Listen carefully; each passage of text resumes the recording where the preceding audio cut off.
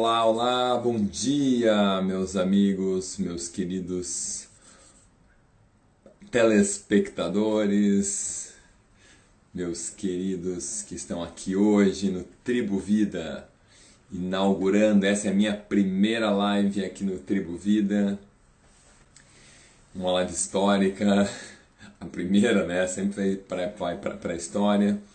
E um momento incrível que eu vou hoje estar respondendo aquelas perguntas que vocês enviaram ao longo do dia de ontem. Então aqui Gabriel de Carvalho, eu sou nutricionista, sou farmacêutico bioquímico e trabalho com nutrição funcional desde 1999. Na verdade, eu introduzi no Brasil a nutrição funcional lá no ano de 1999. E esse aqui é o canal que eu escolhi, eu e a Gisele, para nos comunicarmos com você que não é profissional da saúde, que também não é estudante da área de saúde, para você que é do público em geral. Eu vou procurar usar uma linguagem mais adequada, como se eu tivesse adequada a este público. Porque o pessoal sempre pedia lá, não entendi nada, falou grego, não sei o que, não entendi nada. Então, a gente escolheu criar um canal para a gente poder conversar diretamente com o público leigo.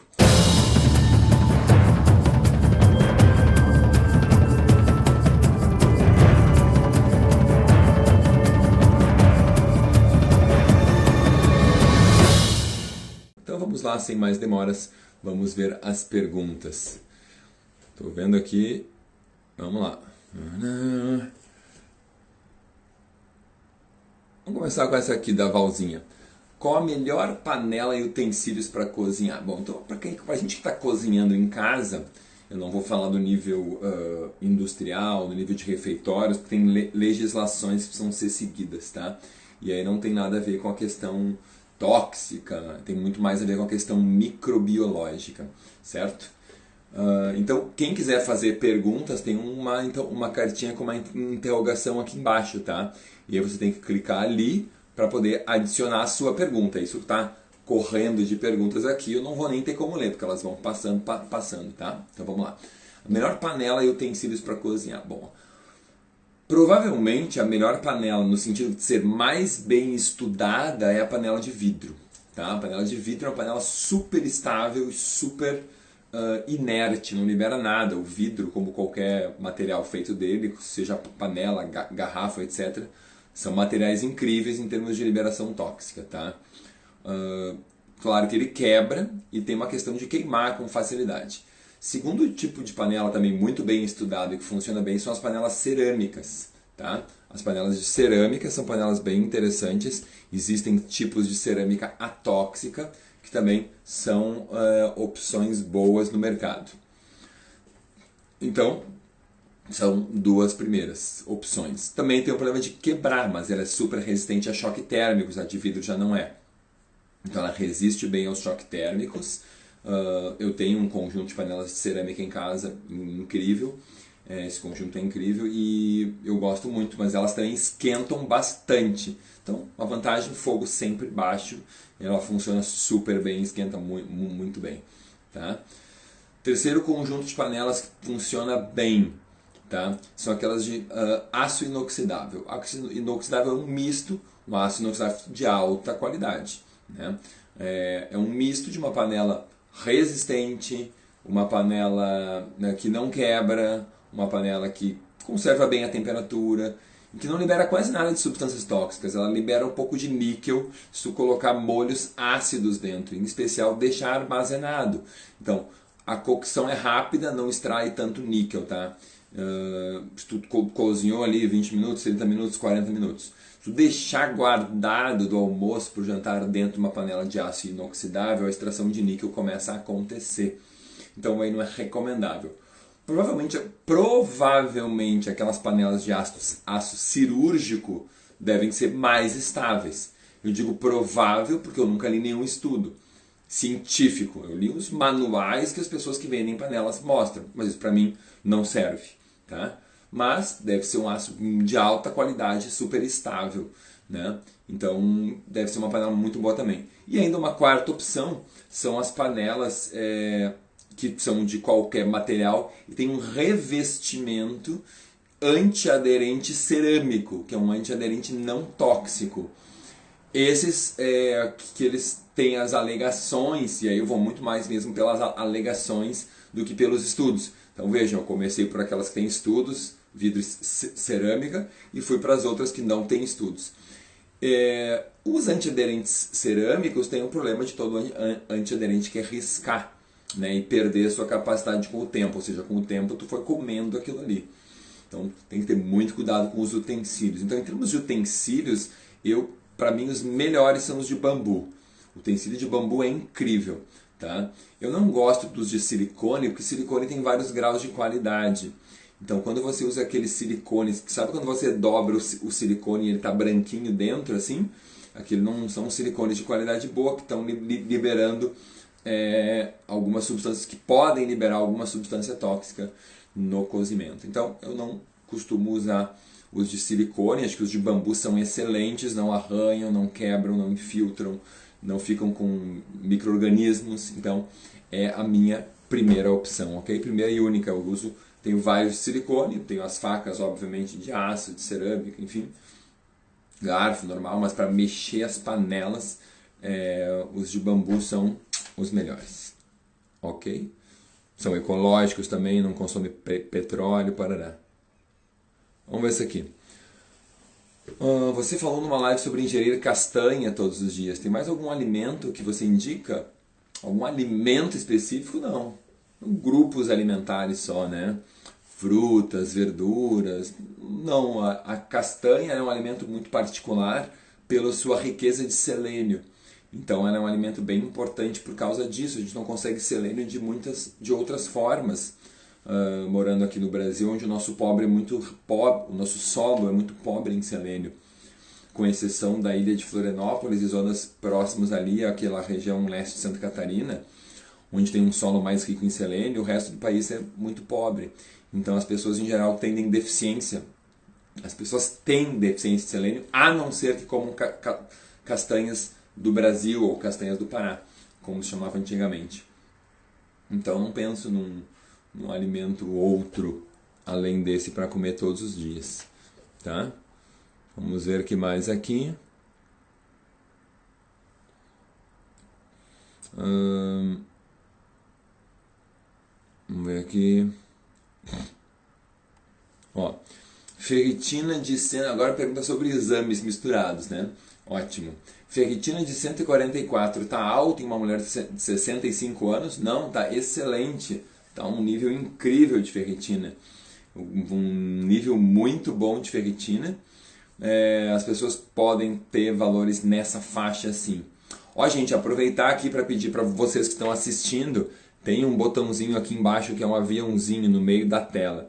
Esse botão a gente clica para poder enviar isso aqui para outras pessoas, para que outras pessoas saibam que essa live está acontecendo. Então, se você acha que essa live está interessante, está valendo a pena, por favor, clique ali para enviar para quem você gosta, ok?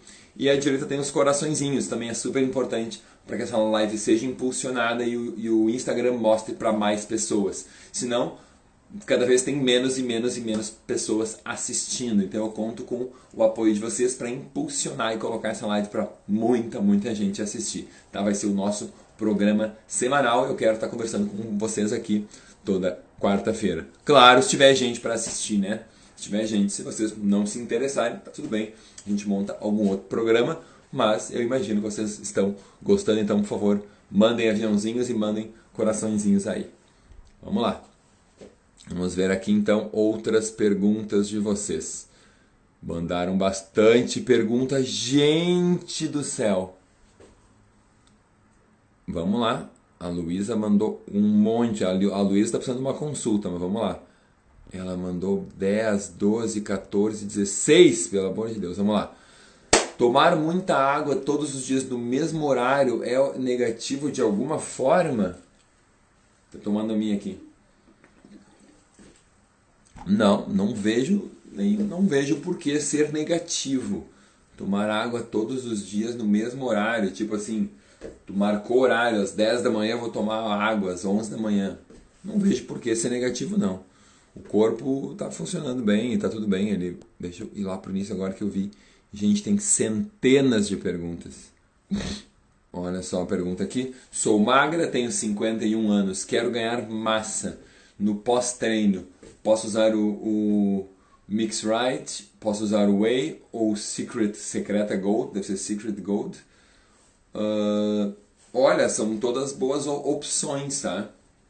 Para quem quer aumentar a sua massa magra, que aliás deve ser um objetivo de muita gente, não só teu.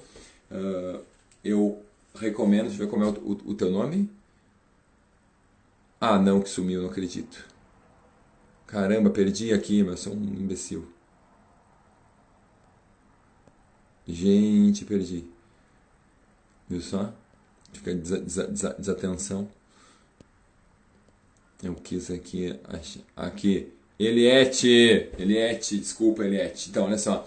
Sou magra, Eliette tem 51 anos, quero ganhar massa. E o pós-treino, uso o Mix Right? Pode ser, posso usar o Whey. Secret Gold, não sei o que é. Não sei o que é. Pode ser usado sim. O importante é ter um aporte com proteína e com carboidrato também, ok? E lembrando que existe uma coisa muito importante. Para você ganhar massa magra, aumentar o seu volume de músculo no seu corpo, você tem que ter sobra de energia. Não é só ter quantidade de proteína. Isso é bem importante. As pessoas às vezes não se dão conta disso. Elas apenas estão lá comendo um monte de proteína, mas não tem energia, caloria suficiente. O meu corpo tem que ter calorias suficiente para, sobrando essas calorias com proteína suficiente, eu conseguir fazer músculo. Então não adianta só comer muito pouco e muita proteína. Isso não vai fazer músculo, ok? Tem que ter quantidade calórica. Por isso que é tão difícil emagrecer e ganhar músculo ao mesmo tempo. Essa é a pior estratégia. Mas é o que toda mulher quer, né, em geral. Quer emagrecer e ganhar músculo. Diferente da Eliette aqui.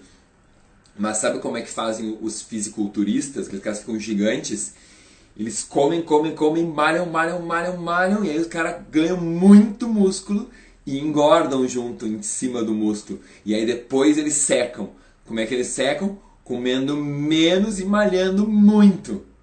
E aí o cara seca e tá super musculoso, porque ele já ganhou muito, mas ele perde músculo. Só que ele perde mais gordura, porque ele está mantendo o músculo devido ao estímulo do treino.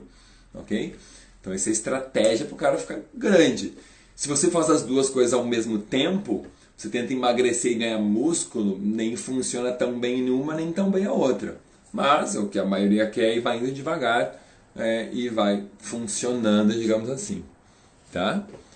Enfim, mas lá no consultório a gente deixa isso claro, né, quando a mulher está no embate dessa situação.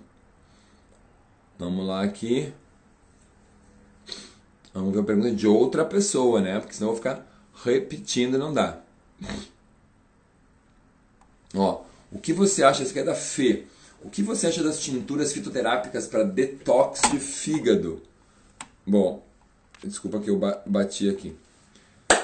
Tinturas fitoterápicas para detox de fígado. Olha, eu tô falando de uma forma muito genérica, né? Existem inúmeras plantas excelentes para o fígado. Coentro, aquileia, boldo, carqueja, alcachofra,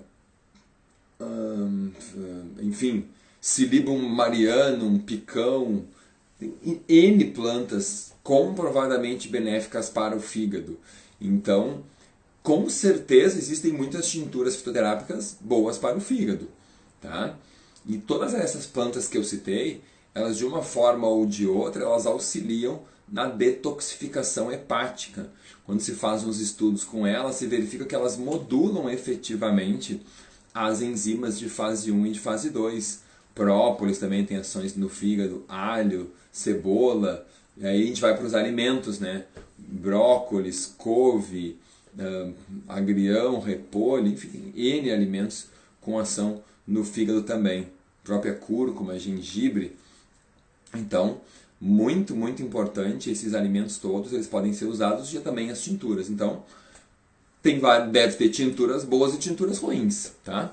Mas enfim, essa é uma pergunta também bem interessante, nunca imaginei que fariam, mas tá bem legal. Estou gostando do bate-papo com vocês aqui. E vocês, estão gostando do bate-papo aí?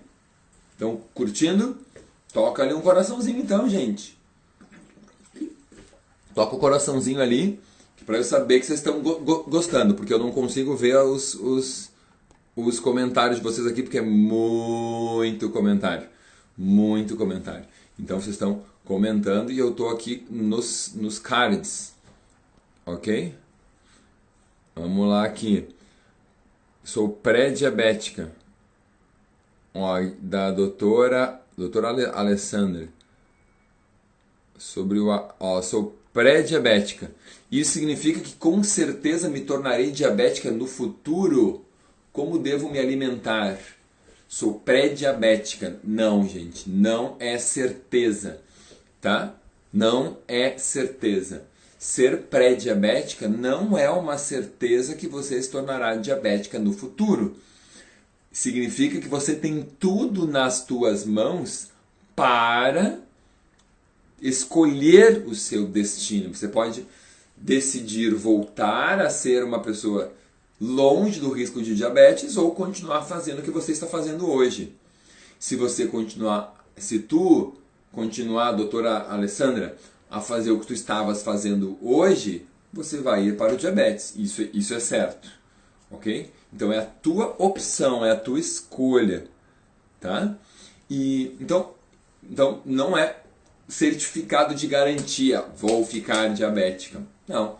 Mas se tu escolheres continuar fazendo o que tu estás fazendo, aí é bastante provável que tu vá ficar, certo? Apesar de que eu tenho às vezes pacientes que ficam muitos anos num pré-diabético e não evoluem, mas é óbvio, a maioria evolui sim, ampla maioria. Então, como devo me alimentar? Bom, aí é uma questão bem individual, tá? Mas eu posso dar algumas linhas gerais, senão eu ficaria aqui 20, 30 minutos explicando como seria um programa alimentar. Um dos elementos mais importantes no pré-diabético é o peso corporal. E aí independe do tipo de alimentação. Se você tem excesso de peso, emagrecer vai melhorar em muito o problema. E veja como eu falei, independente de como, ok? Então, só o emagrecimento já ajuda, mas tem também diabéticos magros, é verdade, tem. Então não é garantia, mas emagrecer é fundamental. Bom, mas vamos falar de qualidade, porque tem gente mais gorda que não fica diabética e gente mais magra que fica. Então só o peso não resolve, é essencial, muito importante, é um fator significativo, mas só ele não garante. Então eu gosto de garantir. Então, quando eu vou tomar essa decisão, quando eu vou escolher como é que é o teu padrão alimentar, a primeira coisa que quando tu pensa em diabetes é no problema da glicose. E aí tu tem que pensar nos carboidratos da alimentação. Então e aí tu pensa na insulina, que é o hormônio que a gente libera para botar o carboidrato para dentro das nossas células. Imaginem quando eu estou aqui, quando eu vou dar uma explicação. Você está numa sala, que nem eu estou aqui nessa sala. E aí você tem a sala aqui dentro e tem a porta. A sala é a sua célula. A porta é a entrada do quê? Na minha metáfora, a glicose. E a insulina é o porteiro. O porteiro é quem abre a porta para a glicose que está lá fora entrar aqui para dentro. Então, a pessoa com pré-diabetes, ela está com resistência à insulina. Ou seja, ela está resistindo ao porteiro. O porteiro não consegue abrir a porta direito e a glicose não consegue entrar. E aí a glicose vai ficar muito lá fora. Lá fora é onde é o sangue. Aqui dentro é a célula. Então a porta está emperrando e o porteiro não está conseguindo agir. Por que a porta está emperrando? Porque a sua célula está doente. Porque a célula não aguenta mais ver aquele porteiro abrindo a porta todo dia, o tempo todo. E isso é porque você come muito carboidrato, porque você faz pouco exercício, porque você dorme tarde, porque você está muito inflamada, porque você come muito açúcar, come muita gordura ruim, gordura trans. Tá entendendo? É um ou outro, ou outro, ou outro, ou outro, tudo somado. Porque tem falta de minerais e vitaminas importantes para a célula funcionar, como magnésio, como cromo, como selênio, como biotina, que são importantes para a célula para lubrificar essa dobradiça. Tem falta do ômega 3 que lubrificam a dobradiça da porta. E aí tem um excesso da gordura trans que deixa essa dobradiça emperrada e aí a porta não abre. Então tu entende que quando tu está pré-diabética tem muita coisa errada. Tem a falta das gorduras boas, tem o excesso das gorduras ruins. Pode ter falta de fibras também. Então falta de saladas, falta de frutas. E a maioria acha que come uma folha de alface, uma rodela de tomate, uma colher de cenoura e é salada. E come biscoito 6 vezes ao dia e não acha. Eu ontem atendi uma paciente nesse estado. Eu exatamente acabei de perguntar o que ela comia. E eu perguntei, o que tu acha da tua alimentação? Eu acho que eu tinha que comer menos doce. Eu como muita porcaria. Aqui tu quer dizer, eu como doce sobremesa, não sei o que. Não, esse teu principal problema é que tu come pão, tapioca, bolacha, biscoito o dia inteiro. Não é o doce, é mesmo o salgado. É o carboidrato que não tem açúcar. E a pessoa ficou assim, porque a pessoa não sabe que uma bolacha de água e sal funciona igual ao açúcar. Que um arroz branco funciona que nem açúcar. Que um pão funciona igual a açúcar. Então, para o teu corpo não precisa ter açúcar para ser açúcar. Se tu come pão branco, é igual a açúcar. Aquilo vira açúcar em minutos. Ok? O índice glicêmico, que é o índice que mostra a velocidade que sobe a tua glicose depois que tu come, é imenso. E muito alto. Então, isso é muito impactante. Então, são alguns dos detalhes que eu gosto de ensinar para vocês, que eu acho que fazem bastante a diferença. Tá? Vamos lá, o que mais tem aqui?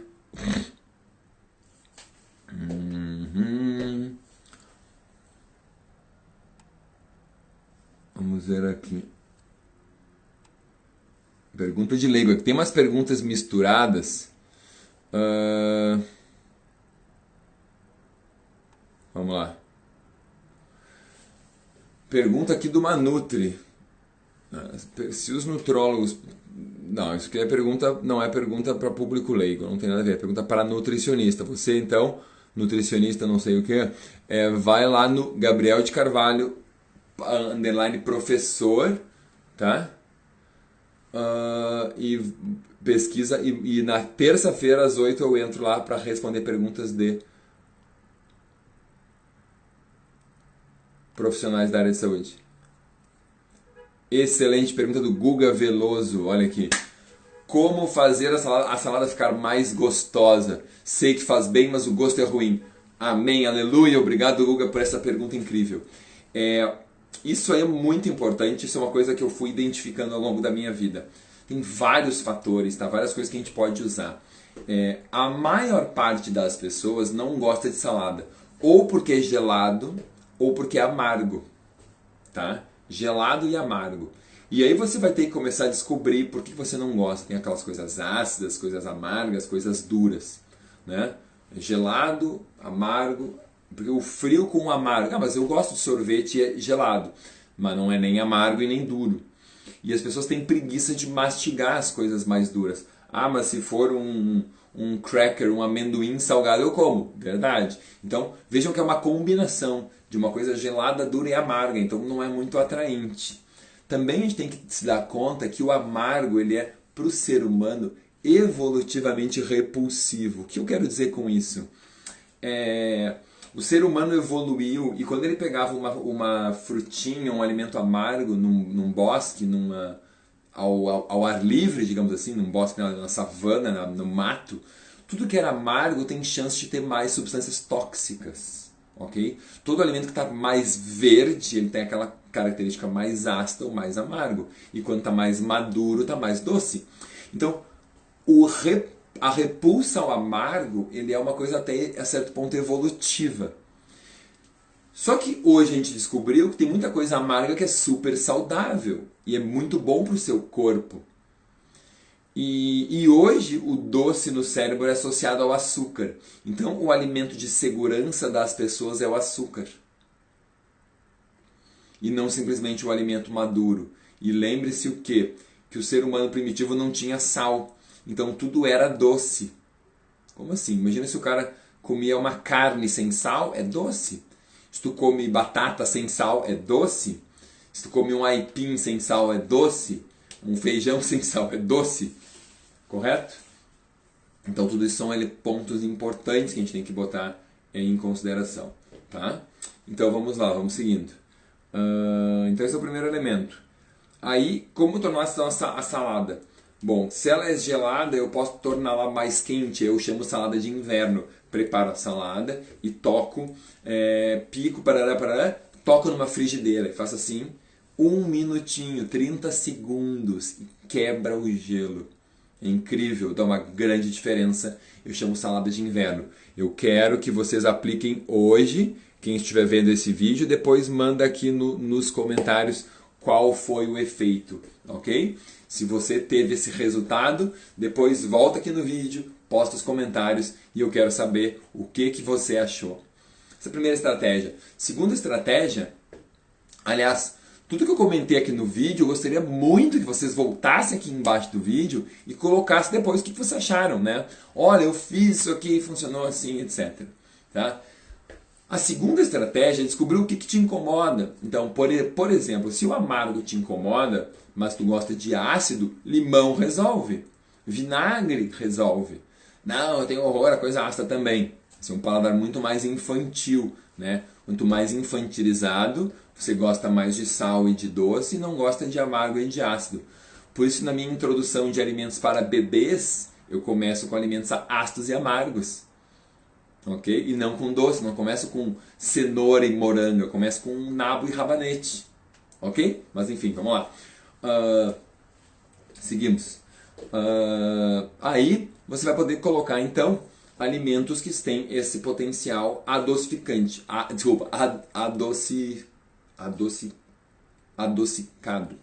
Adocicado, ok?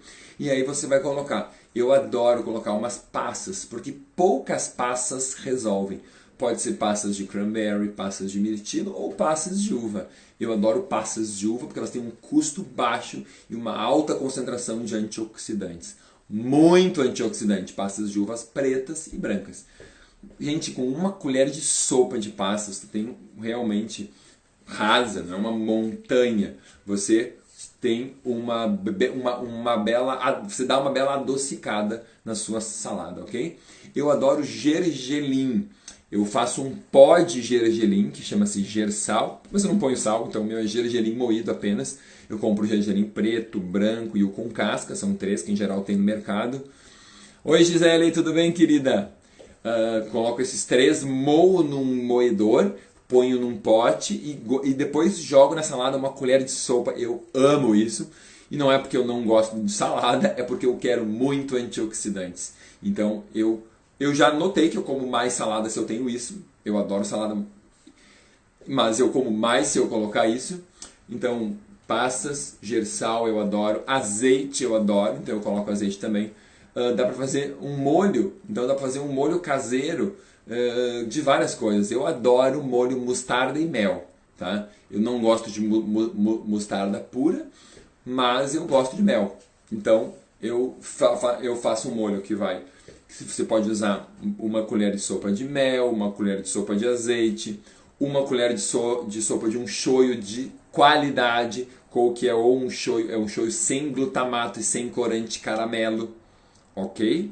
Então eu ponho um shoyu daqueles à base de coco, tipo um coco aminos, ou um shoyu Daimaru, que é uma marca de shoyu macrobiótico, tá? Que não tem nem corante caramelo, nem glutamato monossódico. Então, põe lá uma colher de mel, uma colher de azeite, uma colher de shoyu, coloca limão e pode colocar uma mostarda de boa qualidade, que são as mais caras um pouco, que não tem tanta porcaria dentro, ou pode usar mostarda em pó, também fica interessante, tá? E aí você vai ter, e vai vinagre também, vai um pouco de vinagre. E aí você vai ajustando as proporções para fazer um molho mostarda e mel, ok? Fica muito bom. Olha só, aqui tem uma receita de molho, ó, com azeite, hortelã, limão, sal, alho e cebola. Beleza, para quem adora o alho e a cebola, esse sabor, ó, vai ficar incrível, né? Então, são várias opções. Eu adoro curry, então volta e meia eu pego e ponho curry na minha salada. Ou seja, você tem que descobrir o que você gosta. Ah, eu, por exemplo, eu adoro gengibre. Qualquer coisa que eu ponho gengibre eu gosto. Eu posso colocar no peixe, no frango, na carne, no arroz, no feijão, na batata, na salada, qualquer coisa. Eu gosto de gengibre. Eu até faço uma bebida, leite vegetal com gengibre. Eu ponho chá com gengibre. Eu adoro gengibre, então funciona bem. Curry eu coloco em tudo. Então, tudo isso é uma descoberta. Você vai ter que experimentar. Tá? Mas a chave é você adicionar outros elementos que vão te dar atração. Se você diz, eu adoro aquele vinagre balsâmico, eu vou dizer, aquilo tem um pouco de açúcar. Mas se você me disser, bom, mas aí eu vou comer um prato de salada com uma colher de sopa de vinagre balsâmico, espetacular. Usa o vinagre balsâmico, não é aquele pouco de açúcar do vinagre balsâmico que vai te matar. O que vai te matar é não comer a salada. Então isso é super importante. Você tem que encontrar a gente comer a salada. Tem gente que faz outra coisa. Pica a salada, corta a salada e joga toda a comida em cima. Pum! Joga o arroz, feijão, molho. Não some o gosto da salada. Some. Então você passa a sentir um pouco da textura. Praticamente aquilo já cozinha a salada também. E você come misturado com a comida. Mas não tem problema? Não, o problema é não comer a salada, ok? O problema é não comer a salada. Se você comer, tá ótimo, tá incrível, vai funcionar, ok? Então, já esgotou o nosso tempo, vai ficar uma centena de perguntas para a semana que vem. Hoje eu tenho consultório o dia inteiro, então eu adoro conversar com vocês, muito obrigado, mas eu preciso sair porque eu tenho que atender os meus pacientes hoje. Eu agradeço vocês terem estado aqui comigo esses 30 minutos intensos. Beijo, gente. Fiquem com Deus. Fui. Valeu.